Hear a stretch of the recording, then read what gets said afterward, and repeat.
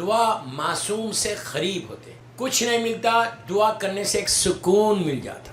اور تاکید ہے ہمارے پاس کہ دعا کرتے رہو، دعا 24 گھنٹے کرو. دعا کے لیے یہ بھی ضروری نہیں ہے کہ آپ وضو کریں، وضو سے رہے تو بہت اچھا ہے، 24 آورس آپ وضو سے رہیں، بہت اچھی بات ہے.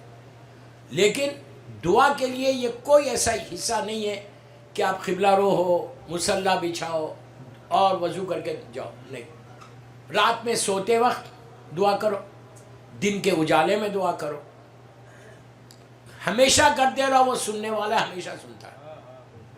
وہ کہتا ہے جب میرا بندہ مجھے پکارتا ہے تو میں اس کو جواب دیتا ہوں، میں لبیک کہتا ہوں.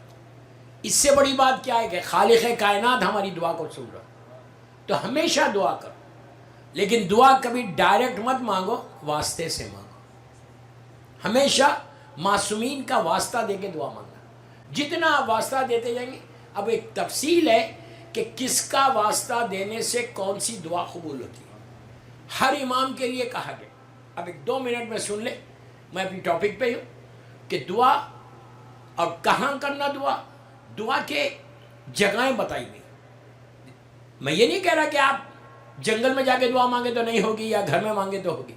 بار بار بول رہا کہ 24/7 آپ دعا کر سکتے ہیں. لیکن دعا کے لیے بتایا گیا کہ آپ جب دعا کرو تو صدقہ دے کے مانگو، جلدی قبول ہوگی. صدقہ نکال دے اس کو دعا کریں. دعا کے لیے یہ بھی کہا گیا کہ غسل کرو اور دعا مانگو. کوئی خاص آپ کی دعا ہے. اب یہ نہیں کہ ہر دعا کے لیے آپ جا کے غسل کر رہے ہیں. کوئی خاص دعا ہے، کہیں آپ کی لائف میں آبسٹیکلس ہیں، کوئی ہرڈلس جس کی وجہ سے آپ کی دعا قبول نہیں ہوئی، تو آپ غسل کریں، نیت کریں کہ میں غسل کرتا ہوں حاجت کو، اپنی دعا کو اللہ کی بارگاہ میں پیش کرنے کے لیے. قربتاً بالکل واجب غسل کی طرح غسل کرو. اس کے بعد مصلی پہ جا کے 2 رکعت حاجت کی نماز پڑھو اور اللہ کی بارگاہ میں ہاتھ پھیلاؤ. دعا جب بھی کرنا، خاک شفا اپنے ہاتھ میں رکھنا، سجدے گا یا تسبیح جلدی قبول ہوتی ہے اس سے.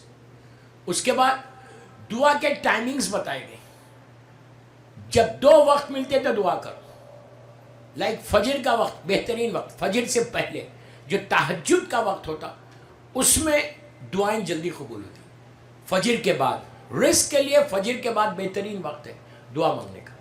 اس لیے کہ رزق جو بڑھتا ہے وہ فجر کے بعد بڑھتا ہے. یہ نہیں بول رہا کہ میں شام میں نہیں پڑھتا، میں ہر چیز کلیئر کر کے پڑھنا چاہ رہا ہوں. تو اس وقت کرو، وہ دعا کا بہترین وقت ہے. صدقہ بہترین وقت ہے. اس کے بعد دعا کرنے سے پہلے کسی سے ناراض ہے تو اس کو معاف کر کے اللہ کی بارگاہ میں جاؤ. یہ بھی دعا جلدی قبول کرتی ہے. دعا 2 وقت ملے، مغرب، اب جیسا یہ مغرب کا وقت آئے گا وہ دعا کا بہترین وقت. ظہر کا وقت آئے گا، 2 وقت مل رہے، وہ بہترین وقت ہے دعا مانگنے کے لیے. اس کے بعد دعا اور کیا مانگنا چاہیے؟ اپنے گھر میں مانگو، مسجد میں مانگو، جہاں امام بارگاہ میں آ کے مانگو. یہ ساری جگہیں قبولیت دعا کی ہے. اور جتنی دعا مانگتے جاتے اتنا تم اللہ کی بارگاہ میں قریب ہوتے جاتے. یہ سارے طریقے معصومین نے کی. معصومین کو ضرورت نہیں تھی. امام علی کو کیا ضرورت ہے جو کائنات کا مالک ہے؟ لیکن مولا بھی دعا مانگ رہے. دعا کمیل آپ کے سامنے میں نہیں پڑھا، میں آپ کو بتا رہا. دعا سبا سب یہ امام علی کی دعا ہے نا. یہ ساری وہ دعائیں ہیں جو مولا نے مانگی. مولا، جبکہ مولا کو میں بار بار بول رہا، علی وہ بندہ ہے، بے نیازوں کا بے نیاز بندہ ہے علی. لیکن اس کے باوجود دعا مانگ کے بتایا کہ میں بندہ ہوں اور وہ خدا ہے. غلط نہیں سمجھو. امام نے دعائیں مانگ کے، سجدے کر کے دنیا کو بتایا کہ میں بندہ ہوں، وہ میرا خالق ہے، وہ میرا پالنے والا ہے، وہ مجھے پیدا کرنے والا ہے. یہ بھی بتا. دعا مسلسل اس انداز سے مانگو. میں ہاتھ رکھ کے پڑھا، میرے پاس آج اچھا ٹائم ہے. ایک سال بعد پڑھ لیں محمد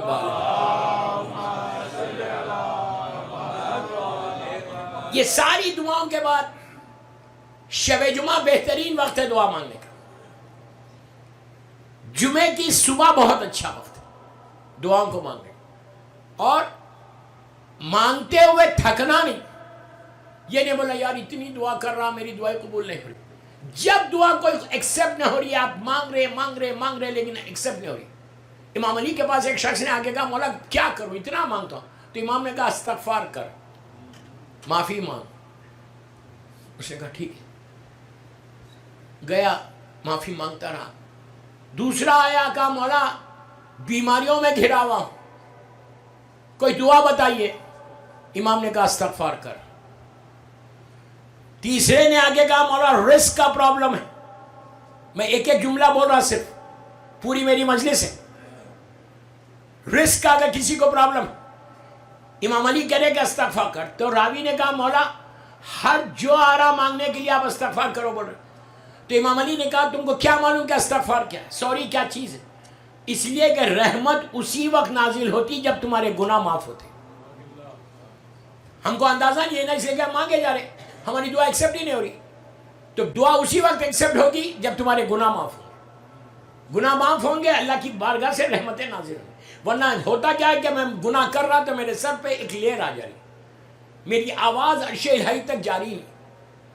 لیکن جب تم معافی مانگو گے، لیکن کمال کیا ہے، آپ نے غور کیا، ایک دفعہ بولے تو ساری چیزیں معاف ہو جاتی ہیں. یہ دیکھو کرم پروردگار.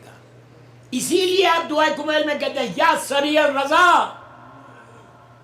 کتنی آسانی سے بولتے ہیں ہم یا سریع الرضا، کہ سب سے جلدی راضی ہونے والا تو. اور ہم یہ ایکسپیکٹ کرتے ہیں کہ جب میں بولوں یا سریع الرضا اللہ مجھ سے راضی ہو جائے. ہمیشہ یاد رکھو، میں ہمیشہ یہ بات بولتا ہوں، یا سریع الرضا بولنے سے پہلے تم بھی راضی ہو کسی سے. تم ناراض ہو کے جرسی میں مت بیٹھو کہ میں تو اس سے ناراض ہوں. کبھی نہیں بولنا، اپنی زبان پہ یہ جملہ لانا ہی نہیں کہ میں یہ مومن سے ناراض ہوں، میں اس سے ناراض ہوں، میں اس سے ناراض ہوں، میں اس سے ناراض ہوں. بدترین گناہوں میں سے گناہ جو تمہارے رزق کو روک دے گا.